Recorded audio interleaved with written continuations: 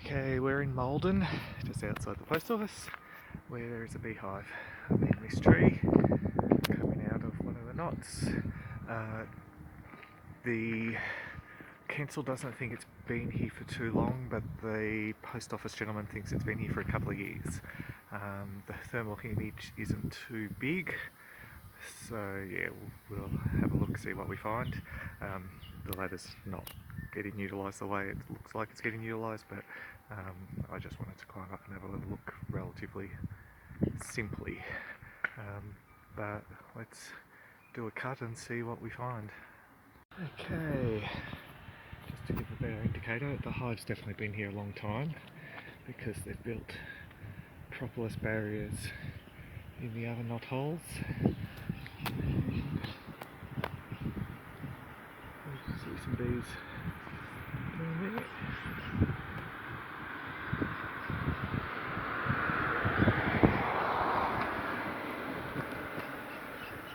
Okay, so we've taken the hole out. The hive's definitely been here a long time. We've got brownish comb there. There's queen cells, so what they saw on Friday was swarming. The hive's been here a long time, and it's strong enough to throw out a swarm or two. So somewhere nearby we might actually find a swarm, because it's been bad weather over the weekend and they might not have found a home. But, so the hive's a lot bigger than expected, and as I said, they're in the process of making a new queen. So it complicates things, but it's all good.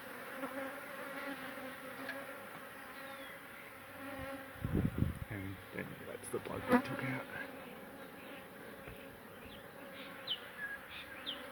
Okay, so we're going to use the bee vac to clear out most of the bees and empty the hive, and then we'll focus on cutting the comb out and everything, because the brood's at the top of the hive.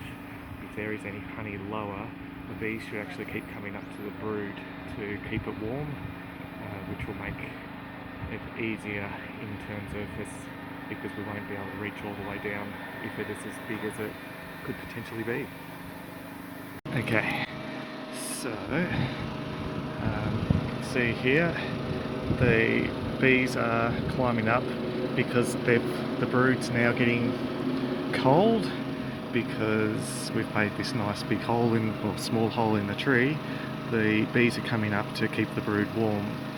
It's not a cloudy day, but it's still quite a cold morning. It's only 8:30 in the morning, and it's only about 7 degrees. So that's why we haven't got bees flying massively.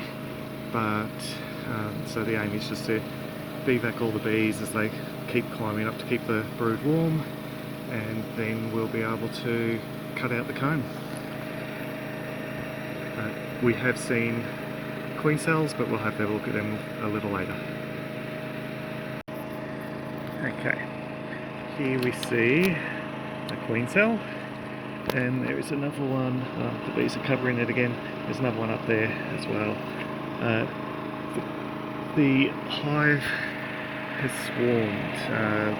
It was on Friday, which is why the council was called, because there were bees absolutely everywhere. So now this is a queenless hive until these queen cells hatch. So we've got to be very careful with these queen cells that we don't allow them to get too cold, and that they don't get damaged in transferring them to the new hive. Otherwise we'll have to re-queen the hive, but we'd prefer to keep their new queen if possible. So we'll finish doing a bit more beevacing, and then we'll start cutting some of the comb out. Okay, we've got a couple of pieces out now, so you can gauge the depth of the cavity. It's quite a big cavity, and there's a lot of bees in here. Okay, so there you can see one of the queen cells. There's another one just there. So we can have the brood at not optimal temperatures for a few hours before it starts to affect them, so that's all good. But they'll be united with the main hive before it gets to a concerning issue. These bees are just so calm, like they're really nice and calm, even though we're opening them in less than ideal conditions. They are just a joy to work with. On the whole, bees' aggression is genetic or dietary, and these are very lovely bees. It's a bit of a myth where people think that if you open a hive in less than ideal conditions, they'll always be aggressive, because it does come down to their genetics or their diet. Okay, we're getting there. So at some point in the past this was a bird's nest. We can see the remnants of bird feathers and whatnot down there. But obviously the bees moved in and the birds didn't want to come back. But it doesn't look like it's a massive hollow, which is really good for us because it'll be a bit easier. But there's a lot of bees in here considering they swarmed on Friday. Lots of queen cells like the one just there. The one there got chainsawed through, so that's not going to be viable, but we're well on the way. And we haven't been using smoke because it's been unnecessary. We've only got to really pump smoke into a hive 5% or so at the time. The bees usually just let you do what you're doing while they do what they do. So as I said, this hive's a pleasure to work with, but they're definitely telling me there's no queen in here, so at least I don't have to go looking for queenie. Okay, we have all the brood out, so the babies, and all the queen cells out. So this is what the cavity looks like. It's not huge. We still have honey to go. It's not a lot of honey, but there's enough to feed back to them in quarantine so that they have resources straight away. But, now it's just a matter of getting the last little bit of honey and as many of the bees out as we can. Okay, so this is the propolis plug that the bees had made.